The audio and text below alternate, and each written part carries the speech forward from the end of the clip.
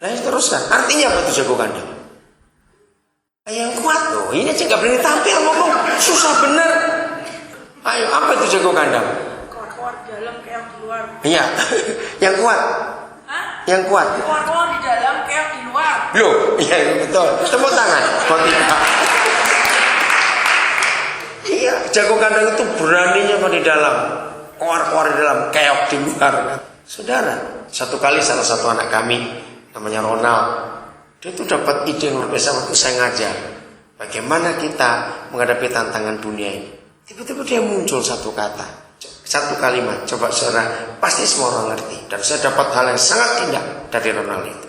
Kalau kita sedang sedang marah, nantang seseorang, ya umumnya itu ada satu kalimat yang kita katakan. Apa itu kalau kita lagi nantang seseorang? Walaupun ada yang nggak pernah berkelahi, tapi ngerti konsep ini. Kalau berani keluar, betul tidak? Nah, itu kalimat yang luar biasa. Nah, sejak anak kami itu menemukan itu, saya selalu menjadikan pegangan itu. Nah, ternyata anak-anak Tuhan takut ditantang oleh iblis kalau berani keluar. Betul tidak?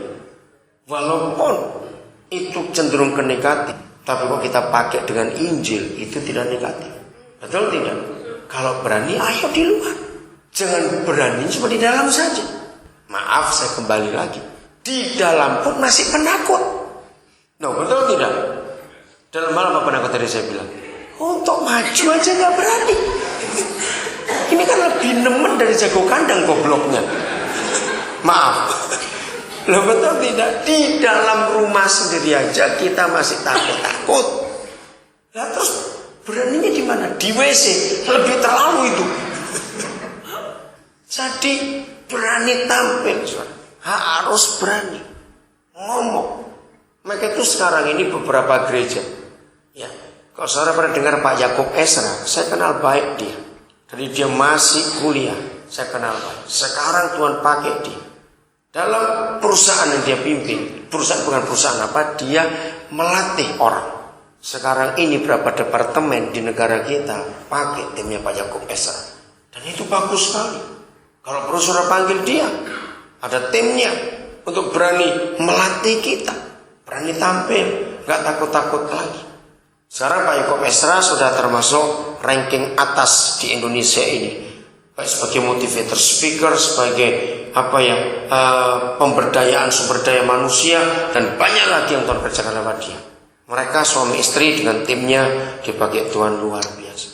Hai pulau-pulau, dengarkanlah aku. Nah, dari kalimat firman ini saja, apa modal kita? Dengarkanlah aku. Apa? Ya apa? Bukan. Modal kita itu bukan telinga. Kalau dengarkanlah aku. Apa? Mulut, bukan kentut. Ingat itu baik-baik. Dah jengkel saya ngomong ini kok. Dengarkanlah aku itu apa? Mulut modal kita. Pulau-pulau mendengar. Saudara, maka itu sebagai gereja, ketika Tuhan Yesus memberikan kita mandat, pergilah kamu ke seluruh dunia. Lanjutkan. Oh, tunggu dulu. Beritakan Injil itu. Nah, apa itu beritakan? Pakai apa lagi? Mulut lagi. Nah, jadi kita harus berani. Bukan dipaksa. Ya memang harus begitu. Ingat, apa yang dinubuat Yesaya untuk Yohanes Pembaptis ada. Lanjut teruskan. Suara yang berseru-seru di padang belantara. Persiapkanlah jalan bagi Tuhan. Nah, kembali suara. Ada terdengar suara itu. Maka itu dalam hidup kita harus kita berani untuk tampil. Bukan untuk sok beda, tapi menyatakan kebenaran itu.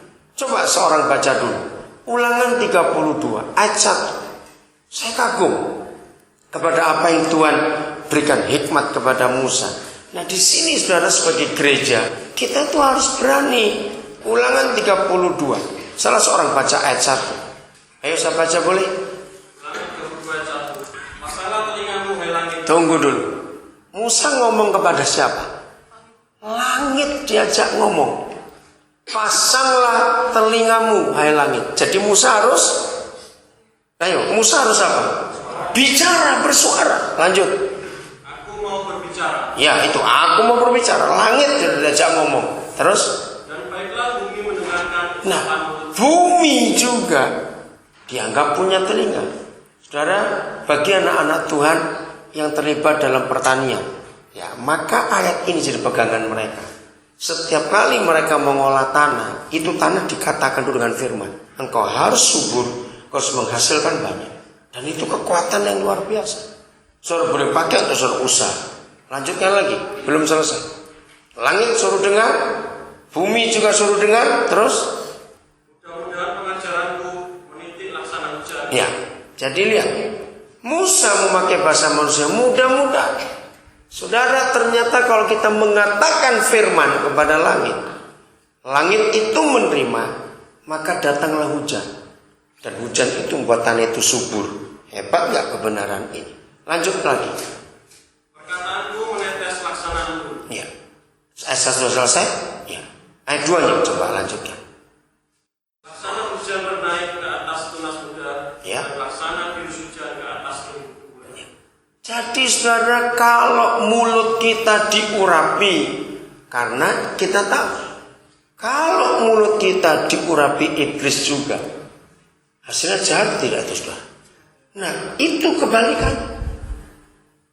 Kalau Tuhan mengurapi mulut kita dan menyatakan kebenaran, langit, bumi saja dapat berkat yang luar biasa dalam hidup ini. Maka itu kenapa Tuhan terus menekankan dengan kata-kata ini. Dan kita tahu Yohanes 1 ayat 3, semua yang ada di alam semesta ini jadi karena firman, karena perkataan Tuhan. Maaf kalau saya ngomong ini, tapi kita harus bertobat sungguh-sungguh. Menurut saudara, perkataan Tuhan atau perkataan tetangga yang lebih gampang dihafal? Ayo ngaku. Menurut saudara, perkataan Tuhan atau perkataan tetangga yang lebih gampang dihafal? Tetangga, apalagi perkataan mama mertua. Woi. Saudara, itulah keadaan. Betapa jahatnya kita ini. Karena bukan perkataan Tuhan yang kita simpan, tapi perkataan tetangga, perkataan si A, perkataan si B. Maka enggak ada kuasa dalam hidup kita. Ayo kita jujur pada diri kita sendiri dalam hal ini. Berapa banyak orang Kristen, kalau saya berani ngomong, lebih dari 90% orang Kristen sangat menghargai perkataan orang, sampai perkataan orang itu nyetir hidupnya. Contoh saja, berapa sering kita ngomong kalimat ini, nanti orang ngomong apa? Mengapa kita nggak menggunakan kalimat Tuhan ngomong apa? Lo beda tidak? Harusnya begitu. Bukan orang ngomong apa, harusnya Tuhan ngomong apa. Itu yang harus kita lebih perhatikan. Saya mau tegaskan dalam hal ini salah satu penyebab utama mengapa pelayanan kita nggak pernah menghasilkan yang spektakuler yang hebat. Karena lebih banyak perkataan orang yang kita simpan daripada perkataan Tuhan kita. Buktinya di mana? Jangan tersinggung ya. Tapi kalau iya harus bertobat.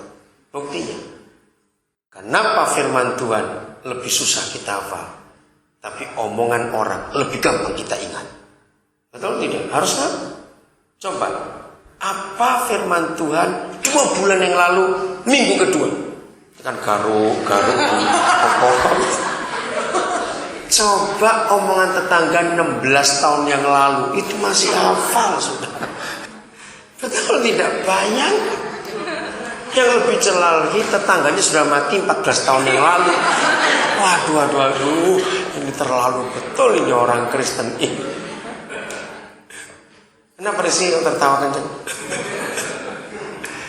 Nah itu model kita kebanyakan orang-orang Kristen ini. Sehingga ketika kita mau ngomong firman, yang mana ya? Apa ya? Nah itu dia. Tapi begitu